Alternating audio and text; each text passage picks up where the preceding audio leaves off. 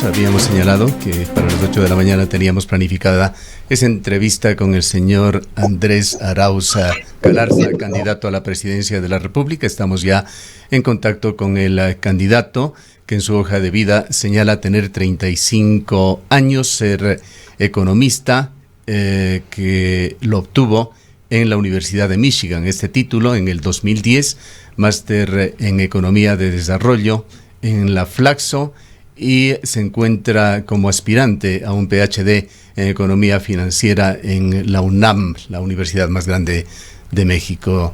En cuanto a su experiencia laboral, nos señala actividades en el sector privado. Fue colaborador permanente de Rafael Correa por una década, iniciándose en el 2007 como asesor en política financiera, pasando por diversos cargos, entre ellos la Subsecretaría General de Planificación en las Emplades. Culminó con Rafael Correa como ministro coordinador de Talento Humano. Le damos la bienvenida, economista Arauz. Quisiéramos en primer lugar saber desde dónde nos atiende con esta entrevista y qué le ha movido a aceptar esta candidatura. ¿Es su principal objetivo ser una saga de Rafael Correa? Muy buenos días, Gustavo. Un abrazo a toda la ciudadanía de Cuenca. Está un poquito fallando el audio, creo yo, pero vamos a continuar con la entrevista. Básicamente, mi mensaje inicial a la ciudadanía, aparte de agradecer por el caluroso recibimiento acá en la ciudad de Cuenca. ¿Desde dónde nos atiende? ¿Está en Cuenca? Sí. Okay. Sí, solamente le preguntábamos en dónde estaba. Teníamos la duda de si efectivamente se encontraba ya en Cuenca o continuaba en Cuenca, porque sabíamos que estaba por aquí. Está claro, sigue usted en Cuenca. Aquí estamos, en la ciudad de Cuenca. Efectivamente, hoy también vamos a desplegar una agenda de trabajo importante. Ha sido bien caluroso el recibimiento, a pesar del frío y de la lluvia de ayer.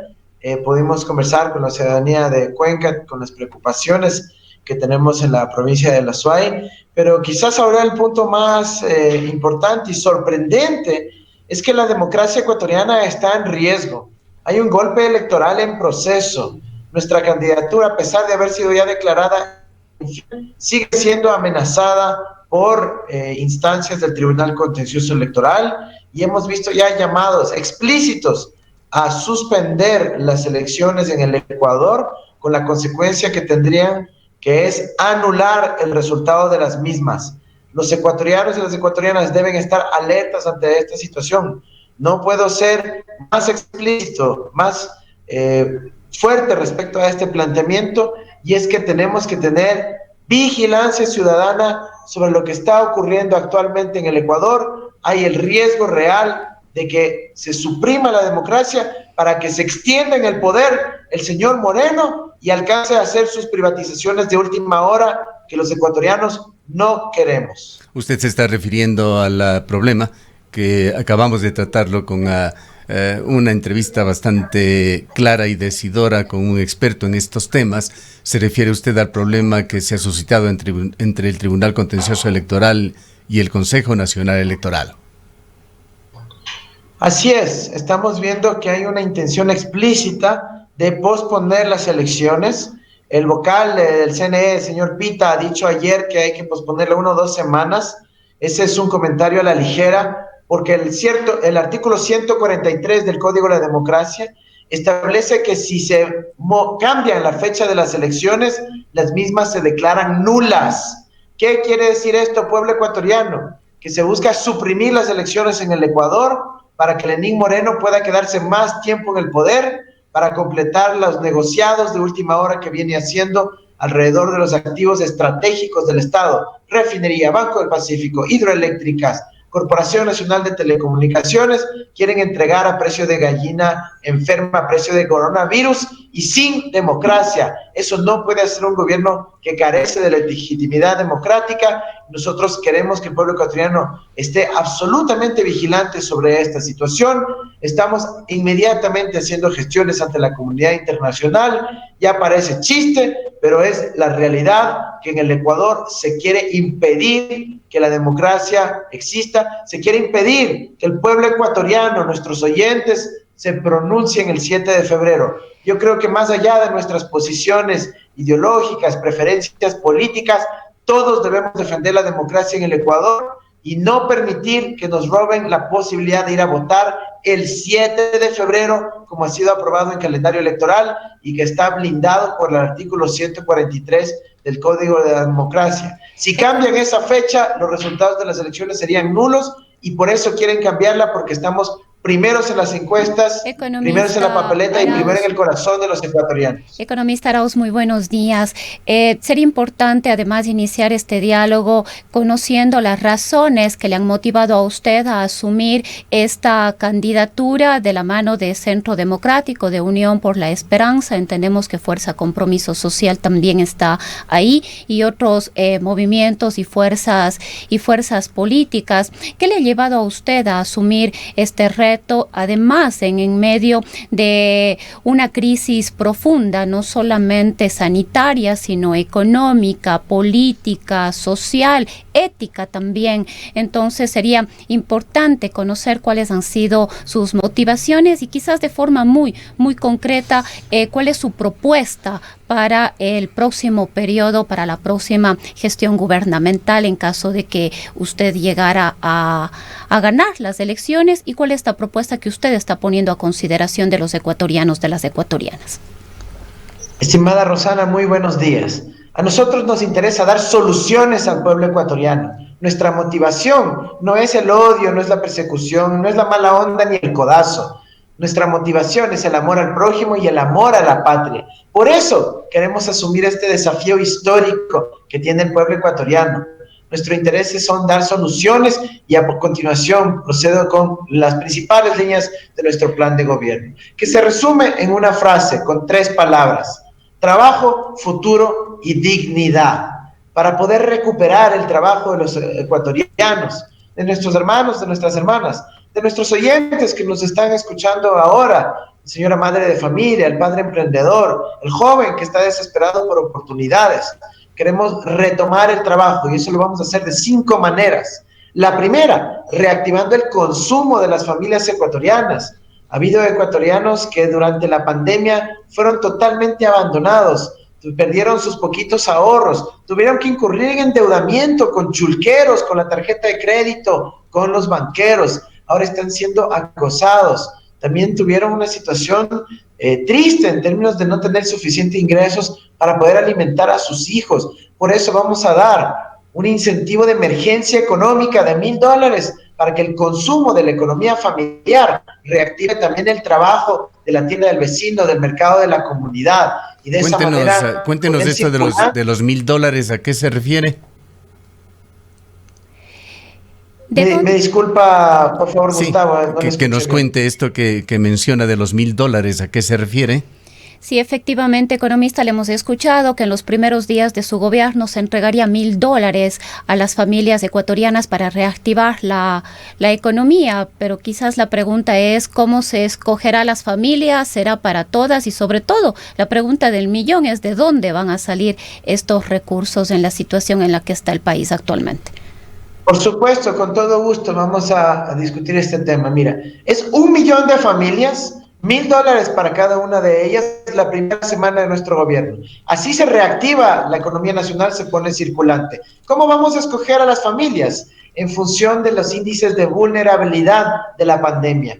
Quienes más hijos tengan, que hayan tenido que enfrentar una situación más dura de pérdida de empleo, de pérdida de oportunidades, de precarización alrededor de la pandemia, quienes hayan tenido los problemas de salud más graves, quienes hayan tenido que incurrir en endeudamiento más agresivo. Nosotros queremos aliviar la situación de las familias. Esto no es una dádiva. Más allá de los propósitos, por supuesto que en Ecuador hay una situación de pobreza, de miseria incluso, pero más allá de los propósitos, aclárenos de dónde va a sacar usted estos $1,000 millones. El país está de una manera dramática cerrando el año, se está corriendo contra reloj en la Asamblea, como todos los estamos atestiguando, para que se abra la puerta para un desembolso de $2,000 millones del Fondo Monetario Internacional, que podemos decir ya están gastados. El IES espera que el gobierno nacional le entregue dinero. Los 13º sueldos o 14º sueldo, 13º sueldo, perdón, está sujeto a este pago. También los sueldos de la burocracia del mes de diciembre. Las arcas fiscales van a estar prácticamente vacías. ¿De dónde va a sacar usted estos $1.000 millones que los entregará, entiendo, en mayo? Estimado Gustavo, el Estado ecuatoriano tiene $5.300 millones depositados en un banco de Suiza. Yo sé que parece inverosímil, pero sí hay esos recursos. El problema del Ecuador no es falta de recursos, es la falta de prioridades. Es querer atender estos recursos para satisfacer a los bancos en el exterior y no para invertir. Señor Arauz, perdóneme, yo sé que es difícil. Yo sé que es difícil, señor Arauz, tener una interactividad como quisiéramos hacerlo si estuviéramos frente a frente sentados en la misma mesa, y vamos a tener que interrumpirle. No lo tome a mal, pero vamos a tener que ir aclarando punto a punto lo que usted señale cuando sea necesario. Explíquenos esto de los $5.000 millones del Estado ecuatoriano en Suiza, que allí los tiene guardado el gobierno de Lenín Moreno, ¿y para qué?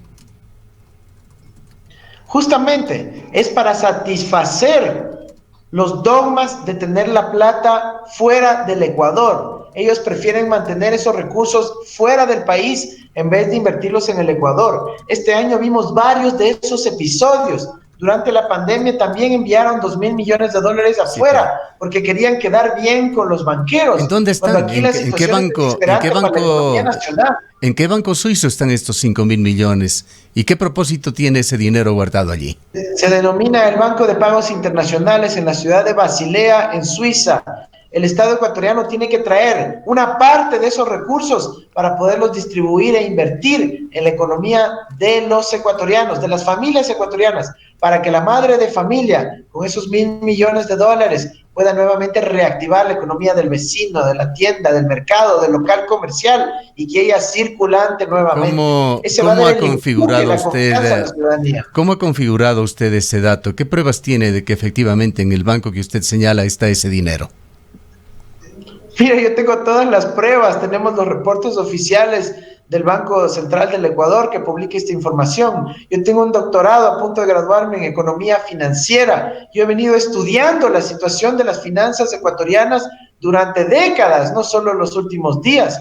Por eso sabemos exactamente lo que tenemos que hacer. Así hemos procedido en el pasado. Yo fui parte del equipo económico que en el año 2009, cuando hubo la crisis financiera internacional, en el Ecuador apenas tuvimos repercusiones porque supimos manejar bien la crisis del 2009. Eso es exactamente lo que no ha ocurrido durante este gobierno. Nosotros sí sabemos cuáles son las medidas para reactivar la economía de usted, madre de familia, de usted, padre emprendedor, de usted, joven que necesita oportunidades para poder vivir dignamente. No estamos ofreciendo que el Ecuador va a ser un país de millonarios de la noche a la mañana. Estamos ofreciendo que haya dignidad para resarcir los daños por la negligencia y el abandono que han sufrido las familias ecuatorianas en este año. Pero además del tema de los $1.000 para 1 millón de familias, en la primera semana de nuestro gobierno vamos a implementar políticas de trabajo, de apoyo a la pequeña y mediana empresa, a la economía popular, para que contrate a gente, especialmente a jóvenes, y a poder asistir con la mitad de la nómina. Vamos a impulsar crédito productivo para los emprendimientos, la industrialización, la tecnología. Vamos a impulsar obra pública a partir de los gobiernos autónomos descentralizados, municipales, prefecturas, parroquias, para que hagan obras en tu barrio, querido amigo, querido compañero, y de esa manera se generen fuentes de trabajo y empleo. Nosotros sabemos cómo hacerlo. Ya lo hicimos una vez y esta vez lo vamos a hacer nuevamente, mucho más rápido y mejor.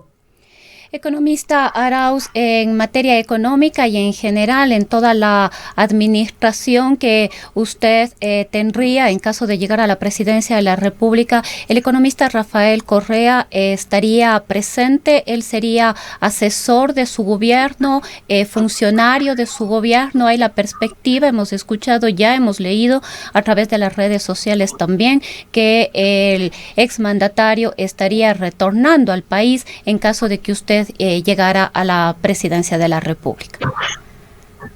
Mira, Rosana, vamos por partes. En primer lugar, Rafael Correa, la persona, tiene todo el derecho de venir a su país como ciudadano ecuatoriano. Evidentemente, lo que va a ocurrir en el Ecuador es que luego de la victoria contundente que tendrá el pueblo ecuatoriano el 7 de febrero, será la propia justicia la que se encargará de revisar todos los procesos judiciales en contra de Rafael Correa y permitirá su retorno. El Ejecutivo no va a tener que meterse en eso, porque una vez que se liberen de las presiones, chantajes y amenazas de los funcionarios de este gobierno en contra de la justicia y para intimidarla a tomar decisiones, la propia justicia va a permitir que él pueda retornar. Pero inclusive, más importante que el retorno de la persona Rafael Correa es el retorno de las políticas, de las obras que tuvimos en el gobierno de Rafael Correa, de esa gestión en donde mostramos que sí había cómo tener un Estado al servicio de los ciudadanos. Economista Arauz, usted señala que serán los jueces ecuatorianos quienes eximan de las sentencias que tiene Rafael Correa. ¿Cómo lo va a lograr eso cuando Rafael Correa está ya con una sentencia totalmente ejecutoriada? Tenemos que entender que usted aspira con su gobierno a reorganizar nuevamente a la justicia ecuatoriana. Mira, nosotros lo que buscamos es una verdadera independencia judicial. La sentencia, por ejemplo, en contra de Rafael Correa es totalmente írrita, además express, y usando términos como influjo psíquico, acusándole de un préstamo de $6,000 que fue devuelto, no tiene ningún sentido. Esa sentencia será revisada por la propia justicia en aplicación del derecho ecuatoriano vigente y permitirá que obviamente los propios jueces viabilicen el retorno de Rafael Correa a su patria, como tiene su derecho, como cualquier ecuatoriano, de visitar a su familia, de visitar... Economista Arauz, ¿eso quiere decir que ustedes implementarían cambios en la administración de justicia o se creería que los jueces que actualmente están operando, los jueces que dictaron la sentencia, luego serán quienes deban revisar? ¿O cómo sería este proceso? ¿No hay independencia de la justicia? Sí, pero ¿cómo desde su gobierno? ¿Habrá cambios? Mira, nosotros, insisto, estamos impulsando el apoyo y el aval del relator especial de independencia judicial de las Naciones Unidas, para que no haya suspicacia, para que no haya dudas de que queremos una justicia verdaderamente independiente. No que el presidente del Consejo de la Judicatura sea el concuñado o la concuñada de Lenín Moreno, no. Queremos una justicia realmente independiente que permita dar oportunidades a todo el pueblo ecuatoriano, que la justicia resuelva no solo, pues como ha sido ahora la prioridad del show y el escándalo de los políticos, sino que resuelva los problemas de los ciudadanos. Señora Arauz, ¿usted considera que en el gobierno de Rafael Correa, del cual fue usted parte por una década, hubo una justicia independiente? Por supuesto que sí. Tuvimos una institucionalidad que funcionaba, que permitía encarcelar a los delincuentes, por eso bajaron los niveles de inseguridad ciudadana, por eso tuvimos la oportunidad de que finalmente el Estado recaude de las personas evasoras de impuestos, porque antes se compraba la justicia. Sí, pero vayamos a la justicia ecuatoriana y a la independencia, señora Arauz. ¿Cómo justifica usted todos esos correos electrónicos que entrando en Google los puede encontrar cualquier ciudadano, esas cartas que intentan directamente influir en la justicia y en muchos casos influyeron? Recordemos el caso del Universo y el papel que jugaron jueces de ingrata recordación. Recordemos las cartas de Alexis Mera instruyendo a jueces en el país sobre cómo actuar, sobre cómo sentenciar. Los correos electrónicos de Rosana Encalada, de Gustavo Yalc, de José Serrano. ¿A eso usted le llama una justicia independiente? No creo que haya habido correos de Rosana Encalada, pero en todo caso son Alvarado, no instrucciones. Pero lo más importante es que miren, comparen simplemente comunicaciones de un afectado por la justicia como un gobierno que busca recaudar impuestos No, por favor, no se desvíe, señor Arauz, y háblenos de la independencia de la justicia. Distinto, destituyente. Y eso es lo que nosotros vamos a arreglar con una justicia verdaderamente independiente, no nosotros, con el apoyo del relator especial de las Naciones Unidas. Pero ¿cómo van a hacer esta justicia independiente? ¿Con quién se van a asesorar? Pues durante la década se dio un pésimo ejemplo con el manejo de la justicia. Insisto, con la Relatoría Especial de Independencia Judicial de las Naciones Unidas. Es un órgano del Consejo de Derechos Humanos de las Naciones Unidas que ya se ha venido pronunciando sentencia judicial en el gobierno de Moreno, cómo ha habido interferencia del Ejecutivo. Hemos visto cómo la Interpol se ha pronunciado a nivel de instancias internacionales diciendo de que las sentencias emitidas en el Ecuador en contra de los líderes del progresismo han sido faltos de derechos humanos, han sido por procesos de persecución política. No lo digo yo, lo dice la Interpol, una agencia internacional, intergubernamental a nivel mundial. Así que lo importante es que la justicia Señora Arauz, esté para servir.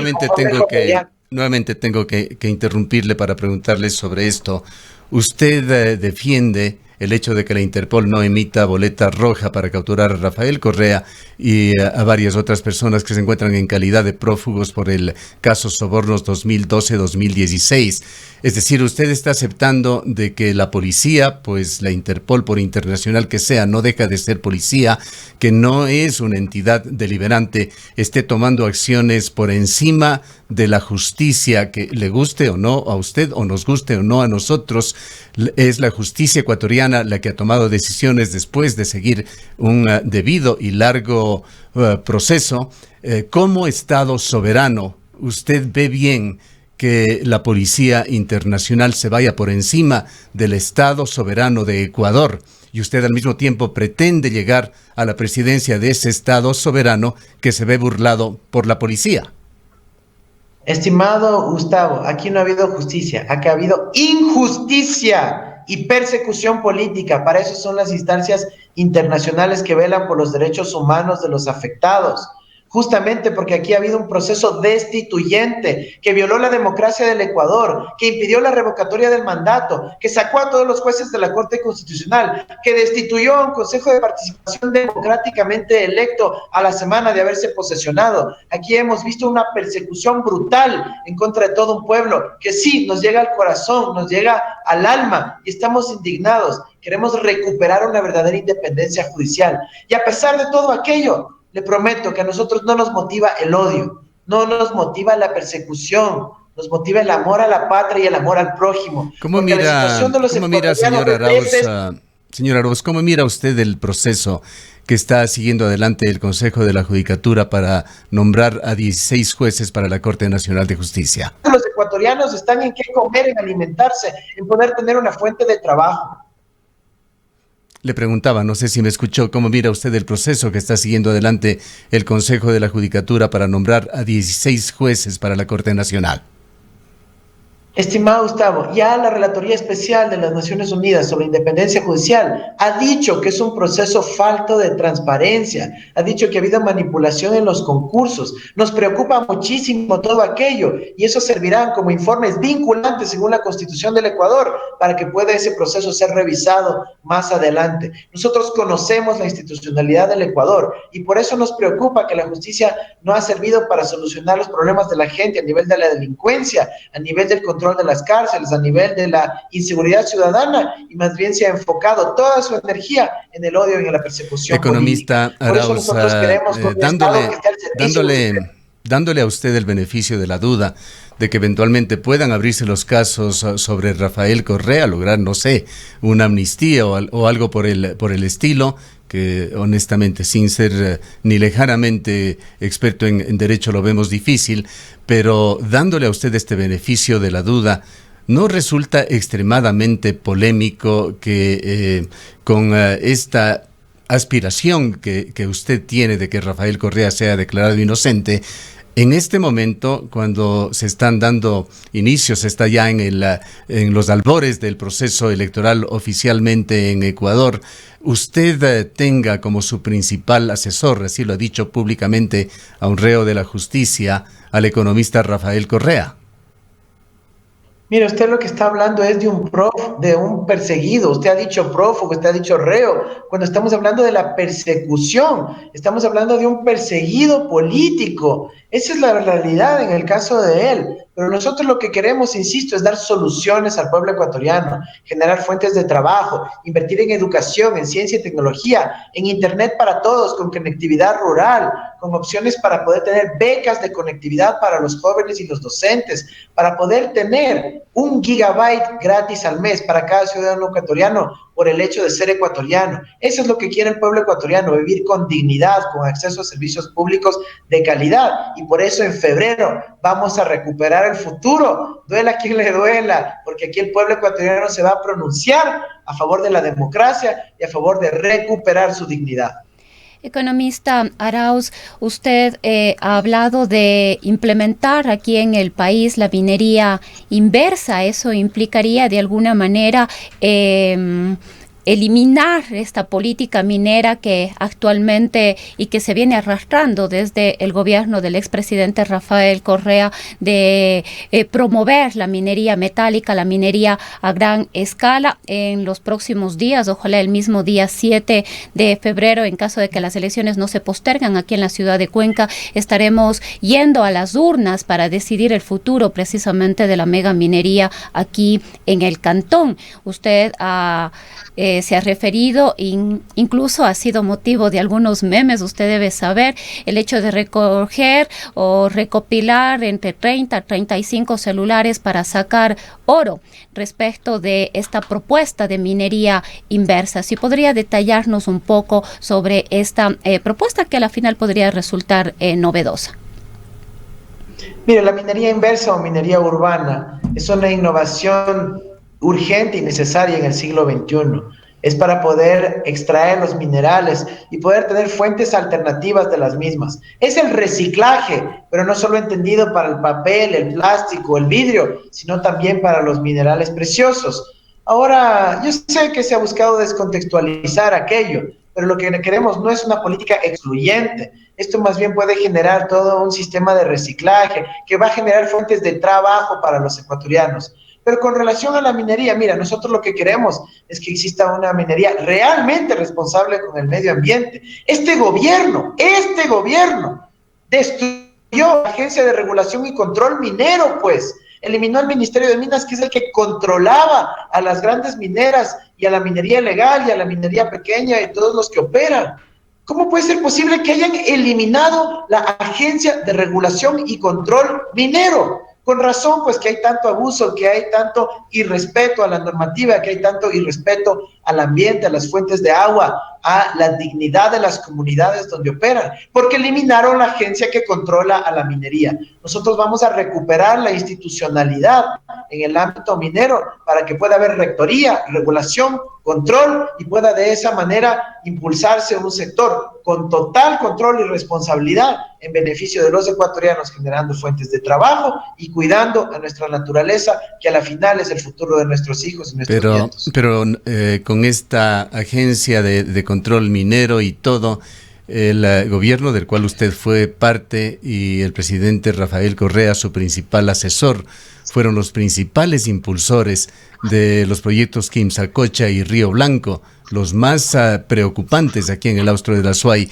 razón de ser de la consulta popular que se va a hacer aquí en Cuenca el 7 de febrero. Y a propósito, economista Arauz, ¿qué opina usted sobre esta consulta?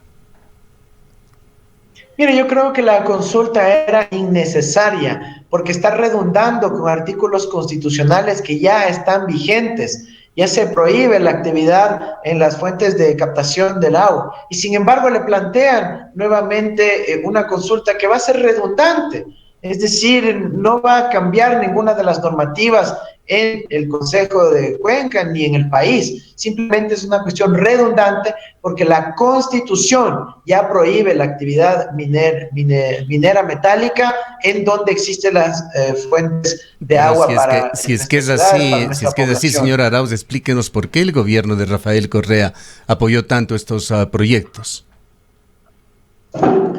Mira, nosotros impulsamos una política de minería responsable que le pueda generar recursos al pueblo ecuatoriano, pero nosotros estamos yendo más allá, estamos hablando de la apropiación científica, tecnológica, industrial y ecológica de los recursos naturales, para que no tenga que salir en bruto el mineral, sino que pueda ser procesado, industrializado en el país. Tenemos ya conversaciones iniciadas con una refinería del cobre en Hamburgo para que pueda establecer sus operaciones en el Ecuador. Tenemos los estudios de prefactibilidad para poder tener una refinería de oro, para establecerlo justamente en la provincia de El Oro, en Machala, y de esa manera industrializar el mineral en el Ecuador y generar fuentes de trabajo y empleo para todos. Tenemos que Nosotros entender, por sabemos que hay problemas con las comunidades, hay problemas en el transporte del mineral, hay problemas tenemos que entender, por tanto, economista Arauz, que su gobierno va a ser pro minero, va a continuar incentivando el extractivismo en el país, que uno de los pilares posiblemente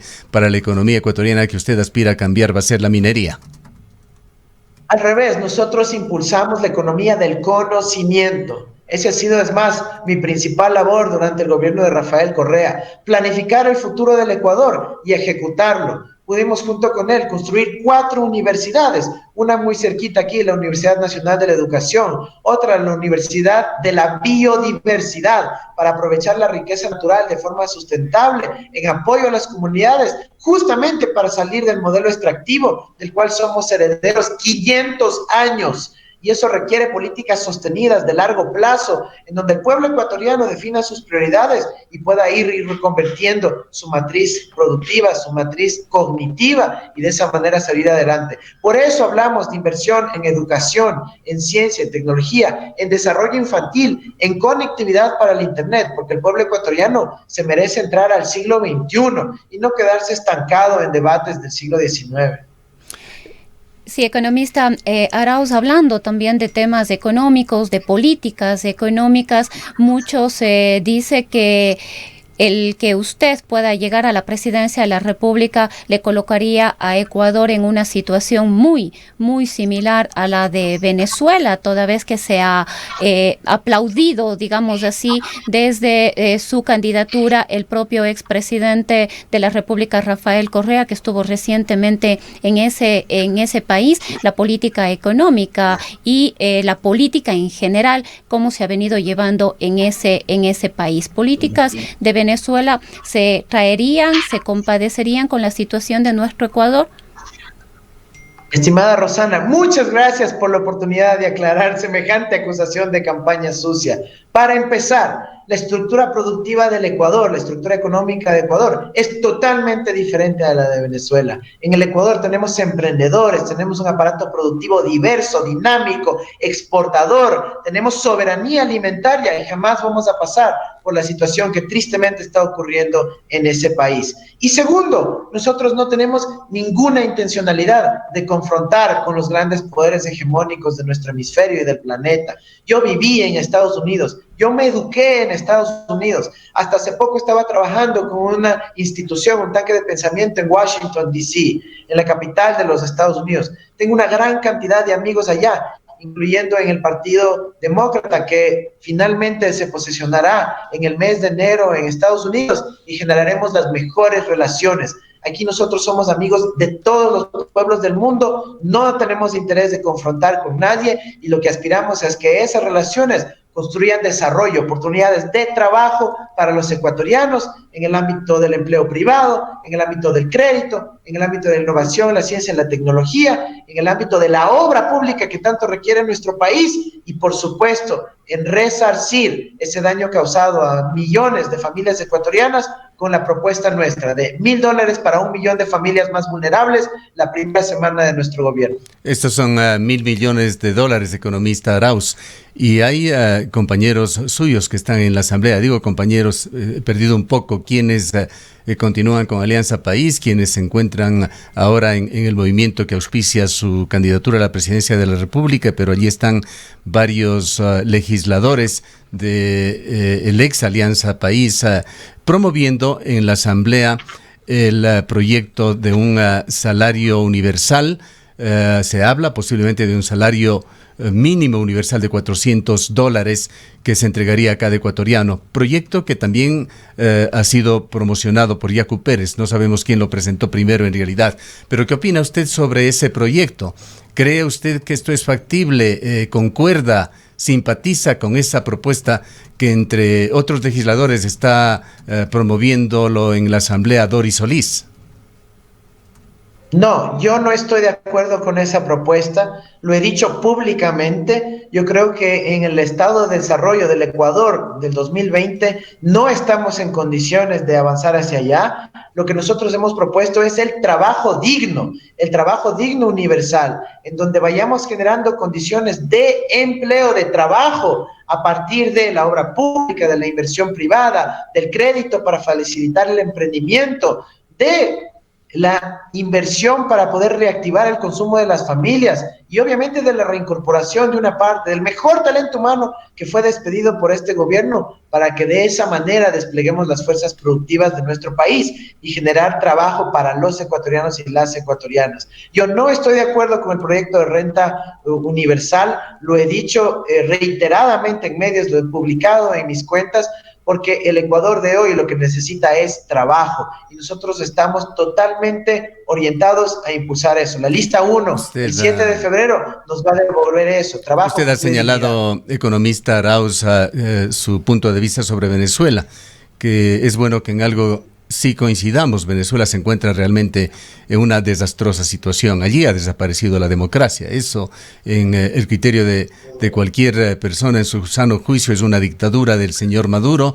La pobreza ha llegado a una situación totalmente extrema. El 80% de los venezolanos están en situación de pobreza. 5 millones de ellos, muchos de ellos están aquí en Ecuador, han tenido que salir de Venezuela arriesgando la vida, muchos de ellos muriendo diariamente en barcazas que salen cada 2 días de Venezuela una barcaza. Escuchábamos un reciente reportaje del Washington Post. El salario mínimo en Venezuela es de 400,000 bolívares, pero con la inflación más alta del mundo representa 40 centavos de Ecuador. Muchos ecuatorianos temen que con usted se vaya a seguir el camino hacia Venezuela. ¿Y por qué? Porque su principal asesor, Rafael Correa, estuvo allí auspiciando como veedor estas últimas elecciones en Venezuela, que han cambiado a la Asamblea de Venezuela, fortaleciendo ese poder del señor Maduro. Y Rafael Correa ha señalado que lo que se vivió recientemente en Venezuela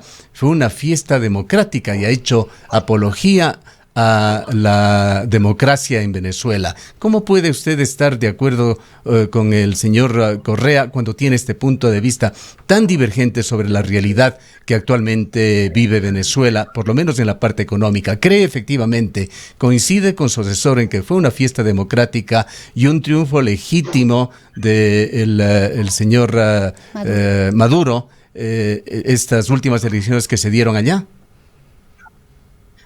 Estimado Gustavo, ya basta de campaña sucia. Las prioridades de los ecuatorianos no son lo que pasa en Venezuela o en Dinamarca. No, solamente dígame, ¿está de acuerdo usted con las declaraciones de Rafael Correa sobre la fiesta democrática que dice que se vivió allá recientemente? Que suspendan las elecciones en el Ecuador. Esa es nuestra preocupación principal ahorita. Nosotros necesitamos que se garantice la participación democrática del pueblo ecuatoriano el 7 de febrero y no en ninguna otra fecha, porque eso incurriría en causal de nulidad de las elecciones según el artículo 143 del Código de la Democracia. Por eso nosotros necesitamos que haya democracia en el Ecuador. Sí, pero no me contesta si está, no me contesta usted si está o no de acuerdo con su asesor sobre su visión sobre Venezuela.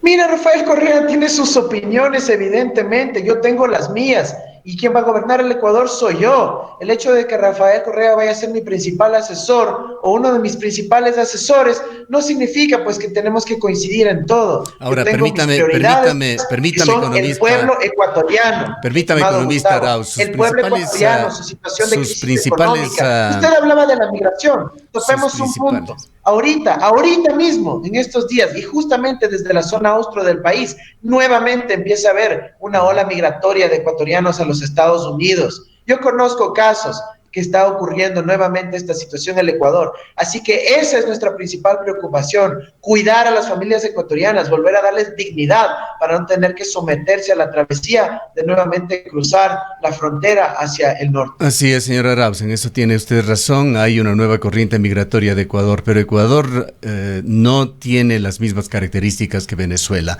Yo quisiera preguntarle, usted se presenta en sus cartas como un economista graduado en una prestigiosa universidad, la Universidad de Michigan. Ha sacado un posgrado en una de las más importantes universidades de Ecuador. Está tratando de conseguir su PhD en la UNAM. Son cartas muy importantes de presentación y se entiende que su experticia está fundamentalmente en esta área de la economía. Le pregunto, ¿qué pasos concretos daría usted?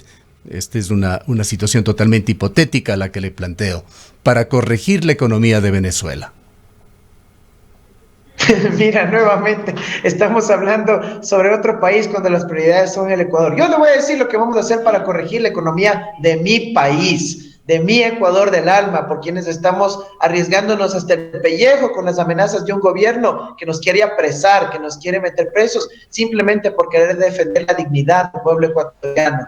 Nosotros vamos a reactivar la economía nacional, impulsando el consumo, generando trabajo mediante obra, mediante inversión privada con el contrato de certidumbre económica, mediante el crédito, trayendo esos recursos que están afuera, invirtiéndolos en el Ecuador, fortaleciendo la dolarización con dólares y generando así oportunidades finalmente, como ya las tuvimos una vez para nuestro pueblo, el pueblo ecuatoriano. Estimado Gustavo, yo le agradezco muchísimo. No. Tengo una Tengo una pregunta más, economista Arauz. Tengo una pregunta más antes de que se retire, por favor.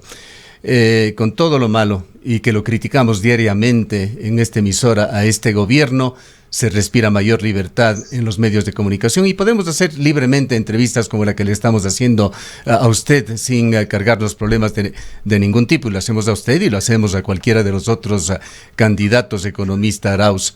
¿Qué va a hacer usted si llega al gobierno con respecto a la libertad de expresión, que acaba de recuperar un derecho nuevamente en la Asamblea de ser considerado un derecho humano y no un servicio público, como puso el señor economista Rafael Correa, en unos 10 años de persecución y de intención de controlar a los medios de prensa aquí en Ecuador? ¿Cómo va a manejar usted este tema en su gobierno? Gustavo, una precisión. Cuando usted dice libertad de expresión como servicio público, está equivocado.